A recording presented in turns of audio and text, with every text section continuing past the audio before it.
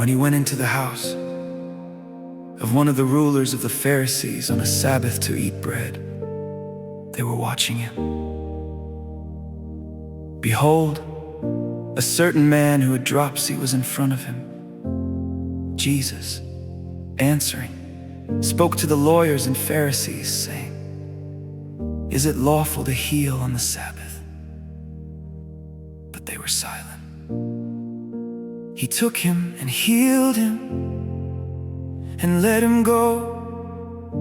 He answered them, "Which of you, if your son or an ox fell into a well, wouldn't immediately pull him out on a Sabbath day?" They couldn't answer him regarding these things.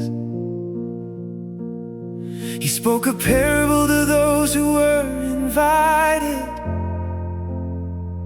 When he noticed how they chose the best seats, and said to them, "When you are invited by anyone to a wedding feast, don't sit in the best seat, since perhaps someone more honorable than you might be invited by him.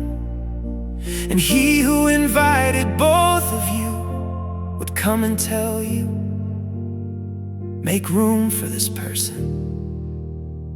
Then you would begin with shame to take the lowest place. But when you are invited, go and sit in the lowest place, so that when he who invited you comes, he may tell you, 'Friend, move up higher.' Then you will be honored in the presence of all who sit at the table with you.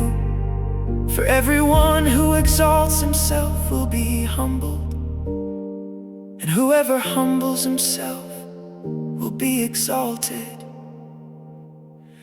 He also said to the one who had invited him, "When you make a dinner or a supper, don't call your friends, nor your brothers, nor your kinsmen, nor rich neighbors, or perhaps they might also return the favor and pay you back. But when you make a feast, ask the poor, the maimed, the lame, or the blind, and you will be blessed, because they don't have the resources to repay you, for you will be repaid in the resurrection of the righteous." When one of those who sat at the table with him heard these things, he said to him, "Blessed is he who will feast in God's kingdom."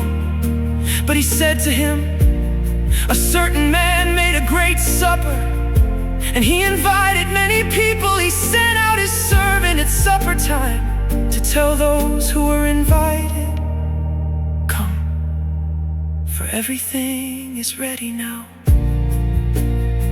They all as one began to make excuses. The first said to him, 'I have bought a field and I must go and see it. Please have me excused.' Another said, 'I have bought 5 yoke of oxen and I must go try them out. Please have me excused.' Another said, 'I have married a wife and therefore I can't come.' That servant came and told his lord these things. Then the master of the house, being angry, said to his servant, 'Go out quickly into the streets and lanes of the city, and bring in the poor, maimed, blind, and lame.' The servant said, 'Lord, it is done as you commanded, and there is still room.' The Lord said to the servant, 'Go out into the highways and hedges and compel them to come in, that my house may be filled.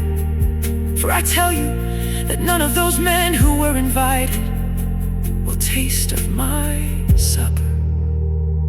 For many are called, but few are chosen.' Now great multitudes were going with him. He turned and said to them, 'If anyone comes to me and doesn't disregard his own father, mother, wife, children, brothers, and sisters, yes, and his own life also, he can't be my disciple. Whoever doesn't bear his own cross and come after me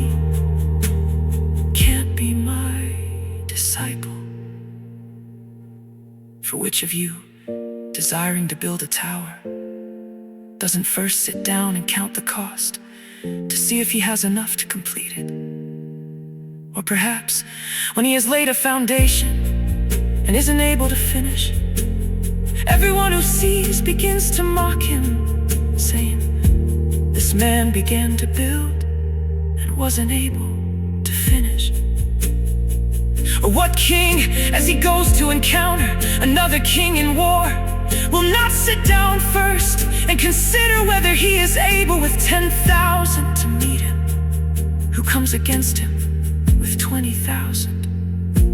Or else, while the other is yet a great way off, he sends an envoy and asks for conditions of peace. So therefore, whoever of you who doesn't renounce all that he has, he can't be my disciple. Salt is good, but if the salt becomes flat and tasteless, with what do you season it? It is fit neither for the soil nor for the manure pile. It is thrown out. He who has ears to hear, let him hear.